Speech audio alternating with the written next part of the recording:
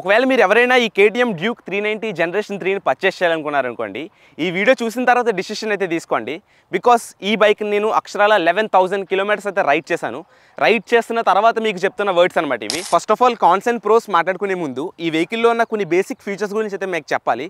Like దీని engine power ఏంటి, specifications ఏంటి అన్నది మాట్లాడుకుందాం. I don't ever slow up, no I don't take shit. I got no love for the fakeness. If you wanna play tough and wanna hate this, I'll always show up and make a statement. I don't ever slow up. మీరు చూసుకున్నట్టయితే ఈ generation 3 vehicle అన్నది completely rebuild version. మీరు పాత generation 2కి generation 3కి difference చూసుకున్నట్టయితే అసలు ఏది మ్యాచ్ అవ్వదన్నమాట. కంప్లీట్లీ రీబిల్డ్ వర్షన్ ఇది. Like engine to chassis, paint, colour, body మొత్తం రీబిల్డ్ చేసింది KTM అన్నది. ఫస్ట్ ఆఫ్ ఆల్ KTM ఈ బైక్లో ప్రొవైడ్ చేసిన ఇంజిన్ గురించి మాట్లాడుకుంటే ఇందులో 398.63cc ఇంజిన్ అయితే ప్రొవైడ్ చేసింది KTM అన్నది. ఇది single cylinder 4 wall LC4C engine. ఇక్కడ వీళ్ళ ట్యాగ్ లైన్ LC4C ఏంటంటే లిక్విడ్ కూల్డ్ కాంపాక్ట్ ఇంజిన్ అని అర్థం. బై ది వే ఇది ఒక లిక్విడ్ కూల్డ్ ఇంజిన్ అనమాట. ఇందులో ఫ్రంట్ ఒక కర్వ్డ్ రేడియేటర్ అయితే ఉంటుంది. ఇది కంప్లీట్లీ అప్గ్రేడెడ్ రేడియేటర్. ఇది ముందే చెప్తాను, గుర్తుపెట్టుకోండి. మార్కెట్లో ఉన్న 400cc ఇంజిన్స్ వేరు, KTM తయారు చేసిన 400cc ఇంజిన్ వేరు. ఇది కంప్లీట్లీ పవర్ఫుల్ ఇంజిన్స్. వీటిని ఓవర్ స్క్వేర్ ఇంజిన్స్ అంటారు. ఈ ఇంజిన్ వచ్చి అరౌండ్ 46 bhp అయితే ప్రొడ్యూస్ చేయగలదు and 39 Nm of torque. According to weight to power ratio completely వేరు, 2:1లో ఉంటుంది. ఈ వెహికల్ గేర్ బాక్స్ గురించి మాట్లాడుకుంటే ఇందులో KTM అన్నది 6 స్పీడ్ మాన్యువల్ గేర్ బాక్స్ అయితే ప్రొవైడ్ చేస్తుంది.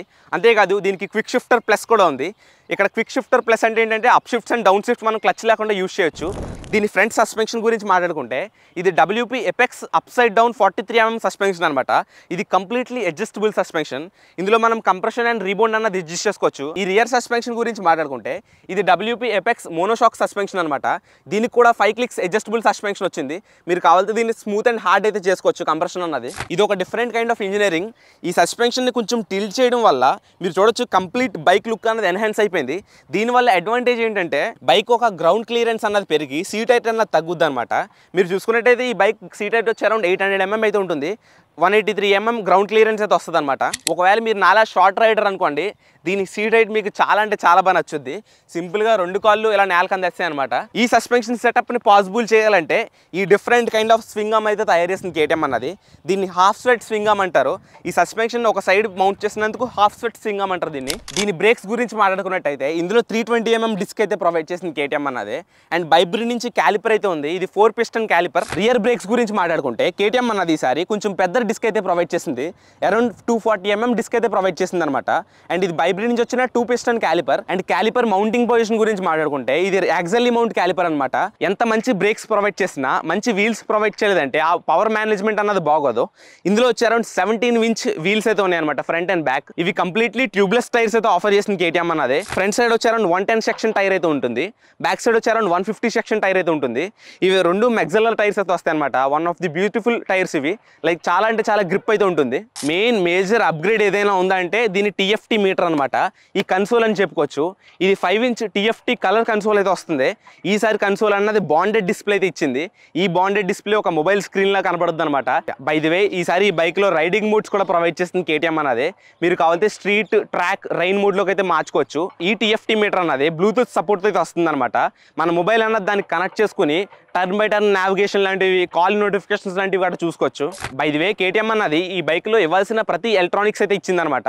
ఫస్ట్ ఆఫ్ ఆల్ ఇందులో డ్యూల్ ఛానల్ ABS అయితే ఉంది. మీరు కావాలంటే రేర్ ఛానల్ ABS అయితే టర్న్ ఆఫ్ చేయొచ్చు. అది కూడా సూపర్ మోడ్లోకి అయితే మార్చుకుని. అండ్ ఇందులో ట్రాక్షన్ కంట్రోల్ కూడా ఉంది. ట్రాక్షన్ కంట్రోల్ కూడా స్విచబుల్ ట్రాక్షన్ కంట్రోల్ ఉంది. ఇప్పుడు వరకు మీకు దీని ఫీచర్స్ అయితే అర్థమైనాయి అనుకుంటున్నాను. ఒక బైక్ కొంటున్నారంటే మీరు మేజర్గా తెలుసుకోవాల్సిన ఫీచర్స్ ఇది అనమాట. ఇంజిన్ ఏంటి, power and torque figures compulsory తెలుసుకోవాలి. ఇప్పుడు మెయిన్ ఈ వెహికల్లో ఉన్న ప్రోస్ అండ్ కాన్స్ గురించి అయితే మాట్లాడుకుందాం. చెప్పాలంటే నా వరకు అన్ని ప్రోసే. జస్ట్ ఒక 5 కాన్స్ అయితే నేను లిస్ట్ అవుట్ చేశాను. ఫస్ట్ కాన్ గురించి మాట్లాడుకుంటే ఈ 398cc ఇంజిన్ గురించి అయితే మాట్లాడుకోవాలి. ఇంజిన్లో కాన్ ఏంటి బ్రో అంటే యస్, ఒక కాన్ అయితే ఉంది. ఈ ఇంజిన్ అన్నది ఒక డిఫరెంట్ నాయిస్ అయితే చేస్తుంది అనమాట. ట్యాపిట్ నాయిస్ అంటారు. మీలో ఎంతమందికి తెలుసో కమెంట్ చేయండి.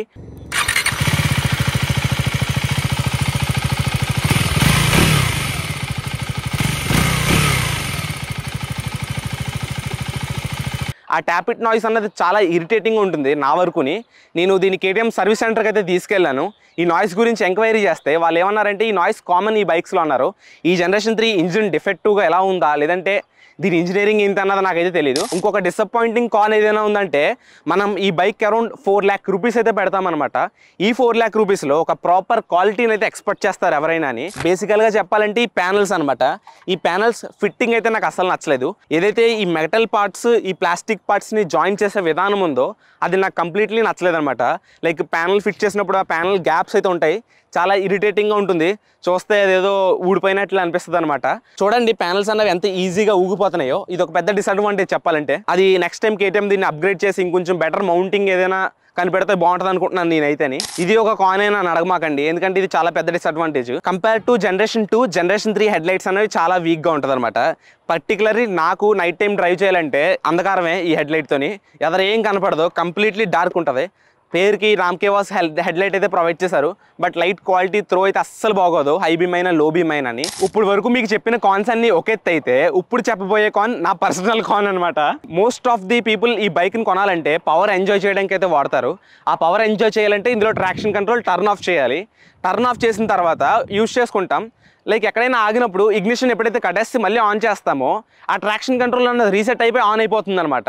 మళ్ళీ నావిగేషన్ ఏదైతే కన్సోల్లోకి వెళ్ళి ఆ ట్రాక్షన్ కంట్రోల్ ఆఫ్ చేయాలంటే పెద్ద తతంగం. ప్రతిసారి రైడ్లో ఉన్నప్పుడు ఎన్నిసార్లు ఆఫ్ చేస్తాం. ఆ ట్రాక్షన్ కంట్రోల్ ఒకసారి ఆఫ్ చేస్తే మెమరీ ఫంక్షన్ ఉండేలా సెట్ చేయాల్సింది KTM అన్నది. లైక్ ఒకసారి ఆఫ్ చేసామనుకోండి, మళ్ళీ మనం ఎప్పుడైతే ఆన్ చేస్తామో అప్పుడే ఆన్ అవ్వాలి. ఇగ్నిషన్తో రీసెట్ అయ్యేలా కాకుండా మెమరీ ఫంక్షన్ ఇచ్చుంటే బాగున్ను. ఒకవేళ ఇది KTM చూస్తున్నట్టయితే దీన్ని అప్డేట్స్ నుంచి అయితే ఫిక్స్ చేయొచ్చు. ఇంకొక లాస్ట్ కాన్ దీని చైన్ అనమాట. ఇది ఓపెన్ చైన్తో అయితే వస్తుంది. జనరల్గా ఓపెన్ చైన్తో ఉంటే మెయింటెనెన్స్ అన్నది ఎక్కువ ఉంటుంది. Around every 500 to 600 kilometers loop చేసి క్లీన్ చేయాలంటారు ప్రతి ఒక్కరు, అది మీ అందరికీ తెలిసిందే. బట్ ఈ బండికి 5 to 6 కాదు, 200 to 300 kilometers మీరు కంపల్సరీ లూప్ చేయాలి. లేదంటే కిచ్ నాయిస్ వస్తుంది, కంపల్సరీ చేయాల్సిందే. ఒకవేళ చైన్ స్ప్రాకెట్స్ కనుక పోయినాయి అనుకోండి, అరౌండ్ ఒక 6-8,000 ఖర్చు వస్తుంది. అదొక పెద్ద ప్రాబ్లం. లైక్ ఎక్కువ సార్లు ఎన్నెన్నిసార్లు చేస్తాం, ప్రతి 200 to 300 kilometers లూప్ అంటే కొంచెం ఇబ్బందే. గైస్ నా వరకు ఈ వెహికల్లో నేను నోటీస్ చేసిన కాన్స్ అయితే ఇవే అనమాట. ఇప్పుడు ప్రోస్ గురించి మాట్లాడుకుందాం. జస్ట్ టాప్ 5 ప్రోస్ నాకు నచ్చినాయి, మిగతా అన్ని ప్రోసే. నేను చెప్పిన కాన్స్ ఒకటే మీరు మైండ్లో పెట్టుకోవాల్సినవి. మీకు అంతకుమించి ఇందులో ప్రాబ్లమ్స్ అయితే ఏమి ఉండవు. ఎలక్ట్రానిక్స్ పరంగా ఇంజిన్ పరంగా ఏం ప్రాబ్లమ్స్ అయితే లేవు. ఈ వెహికల్లో ఫస్ట్ ప్రో గురించి మాట్లాడుకుంటే దీని డిజైన్ అండ్ ఇంజిన్ అనమాట. ఒకసారి దీని డిజైన్ చూడండి. ఫస్ట్ టైం చూసిన ప్రతి ఒక్కడు ఈ సంథింగ్ ఆడు ఫీల్ అయ్యేది ఏంటంటే ఇది ఒక పెద్ద బైక్ లాగే ఫీల్ అవుతాడు. అండ్ దీని ఇంజిన్ గురించి మాట్లాడుకుంటే మీరు ఇండియన్ బైక్ లేదా వరల్డ్ బైక్ హిస్టరీలో single cylinder engine 46 horses provide చేసే ఇంజిన్ అయితే లేదు. ఆన్ పేపర్ 46 bhp అని చెప్తాం కదా, అదంతా పక్కన పెట్టుకుంటే వన్స్ మీరు నడుపుతున్నప్పుడు ఆ ఫస్ట్ గేర్లో పెట్టి థ్రాటిల్ ఇచ్చినప్పుడు ఏదైతే ఆ పుల్ మీకు ఈ చేతుల మీద తెలుస్తుందో అది కంప్లీట్లీ మిమ్మల్ని సాటిస్ఫై చేస్తుంది. దీనికి పెట్టిన 4 lakhs వర్త్ అనిపిస్తుంది. సెకండ్ మేజర్ ప్రో గురించి మాట్లాడుకుంటే దీని సస్పెన్షన్ సెటప్ అనమాట. ఇందులో completely rare and front adjustable suspension అయితే ప్రొవైడ్ చేసింది. అట్ ది బిగినింగ్ స్టేజ్లో నేను ఈ అడ్జస్టబుల్ సస్పెన్షన్ వల్ల యూజ్ లేదనుకున్నాను. ఒకవేళ మీరు ఈ బైక్ని హైవే రైడింగ్కి యూజ్ చేస్తున్నట్టయితే ఈ అడ్జస్టబుల్ సస్పెన్షన్ అనేది కంప్లీట్లీ మీకు చాలా బాగా యూజ్ అవుతుంది అనమాట. ఒకవేళ మీరు హైవేలో హై స్పీడ్స్లో రైడ్ చేస్తున్నప్పుడు సస్పెన్షన్ అనేది హార్డ్ ఉండాలి. ఒకవేళ లూజ్ ఉందనుకోండి మీకు బైక్ అనేది ఎక్కువ ఎలా జంపింగ్ మూమెంట్ అయితే వస్తుంది అనమాట. వన్స్ మీరు దాన్ని హార్డ్లో కన్వర్ట్ చేసిన తర్వాత ఒక స్టేబుల్ రైడ్ ఎక్స్పీరియన్స్ అయితే ఫీల్ అవుతారు. ఇప్పుడు చెప్పబోయే ప్రో ఇప్పుడు నుంచి ఇండియాలో లాంచ్ అయ్యే ప్రతి బైక్స్కి అప్లై అవుతుంది. ఏంటంటే సీట్ హైట్ 800 mm నుంచి 830 mm లోపల అయితే వస్తుంది అనమాట. ప్రతి బైక్ మ్యాక్సిమం 800 mmకి స్టాండర్డ్స్ మెయింటైన్ చేస్తారు. దీనివల్ల షార్ట్ రైడ్స్కి చాలా అంటే చాలా ఈజీ అవుతుంది. షార్ట్ రైడర్స్కి కంపేర్ టు Gen 2, Gen 3 అన్నది చాలా అంటే చాలా పొట్టుగా ఉంటుంది. Gen 2 ఎలా అందింది అనుకోండి, Gen 3 నాకు ఎలా అందుద్ది అనమాట. అది డిఫరెన్స్. చాలా అంటే చాలా ఇష్టం నాకు దీని సీట్ హైట్ అన్నది. ఇంకొక ప్రో గురించి మాట్లాడుకుంటే ఈ వెహికల్లో ఉన్న brakes, front and rear brakes గురించి మాట్లాడుకుంటే నిజంగా నో వర్డ్స్. చెప్పాలంటే సూపర్ బ్రేకింగ్ ఉంటుంది, బెటర్ బైటింగ్ పవర్ అనమాట. లైక్ దీని బ్రేక్ సెటప్ కూడా అంతే ఎక్స్పెన్సివ్ అనమాట. లైక్ ఎదర బ్రేక్ ప్యాడ్స్ వచ్చి మీకు 400 rupees నుంచి ఉంటాయి, బట్ 2500 rupees కూడా ఉంటాయి అనమాట. Better to go with good one, ఎందుకంటే బ్రేకింగ్ చాలా ఇంపార్టెంట్ ఒక వెహికల్కి.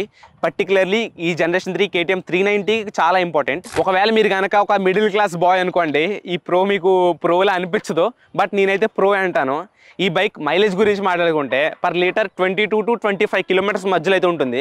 అంతకు మించి ఎక్స్పెక్ట్ చేయ అవసరం లేదు. ఒకవేళ మీరు దీన్ని లాంగ్ రైడ్స్కి యూస్ చేస్తాం, టూరింగ్కి యూస్ చేస్తాం, హైవే రైడింగ్ ఎక్కువ ఉంటుందంటే you are listening a good words. ఎందుకంటే అరౌండ్ 31 kilometers 30+ వస్తుంది అనమాట. 31-32 అలా ఇస్తుంది పర్ లీటర్ అనేది.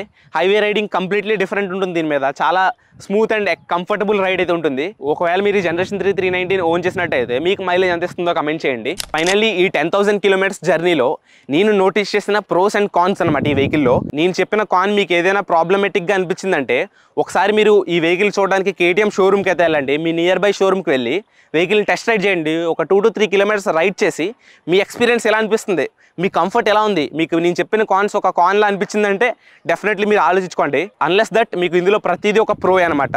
మెయిన్ దీని పవర్, దీని లుక్, దీని మైలేజ్ ప్రతిదీ సూపర్ ఉంటుంది. నేను completely up to date full satisfy అనమాట.